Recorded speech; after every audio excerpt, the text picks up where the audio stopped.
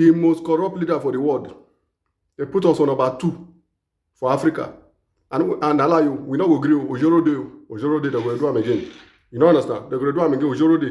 Ojoro Day, they're going to do them. For the world, we did number 3. Allah, no, Ojoro Day, we're going to do them again. You don't understand? This is not how they talk. Watch video. Various listicles reflecting on the goods and bads of the past year. One such list was also published on World Leaders to rank the most corrupt one in the year of 2024. 2 African leaders have made it to the top 3 on the list of the most corrupt leaders of 2024. The 2 are Kenyan President William Ruto and Nigerian President Bola Tinubu. The world leaders were ranked by the Organized Crime and Corruption Reporting Project, or the OCCRP. Now, the global network of investigative journalists that specializes in organized crime and corruption. Ruto and Tinubu were the finalists for the OCCRP's Person of the Year Award.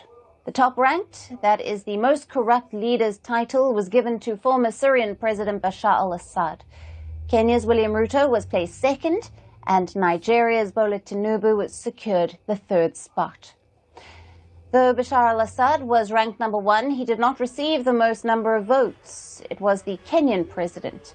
An unprecedented number of people, more than 40,000, wrote in to nominate William Ruto for Person of the Year in organized crime and corruption. But the Syrian president Bashar al-Assad had the jury's vote, so they placed Ruto in 2nd position. Now, the Ruto government in Kenya has been accused of greed and corruption, resulting in failures in economic policy, health, education, and political instability. Kenya saw a wave of protests last year that began against a controversial finance bill involving tax hikes. The demonstrations snowballed into a wider movement against the Ruto government.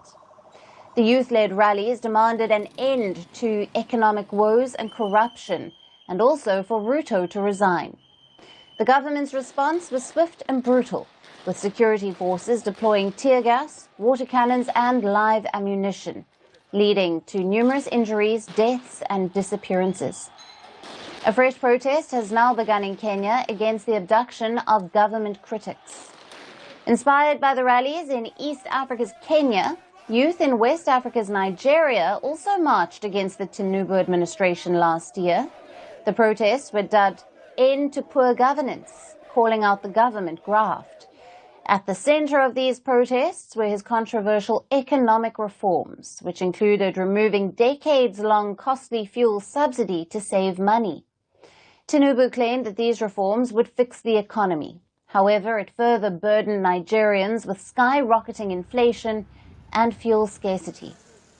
The Nigerian President Tinubu has been accused of amassing enormous wealth for himself and his family. He has also faced scrutiny for being a drug dealer in the US in the past. He was also rocked by allegations of certificate forgery shortly after he was inaugurated as the president in 2023. Now, during his presidency, he has faced backlash over his economic policies. Similarly, Kenyan President Ruto has also faced suspension for graft in the past while serving as a minister. As per reports, in the first 6 months of his presidency, he spent more than $11 million on receptions, parties, and other hospitality supplies.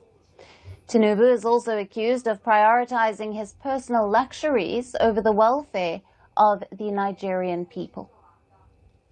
Both leaders frequent foreign trips and have come under the spotlight. In fact, they are both known as Africa's flying presidents, as carried on with their foreign visits in luxurious jets while people in their countries suffered under tough economic conditions.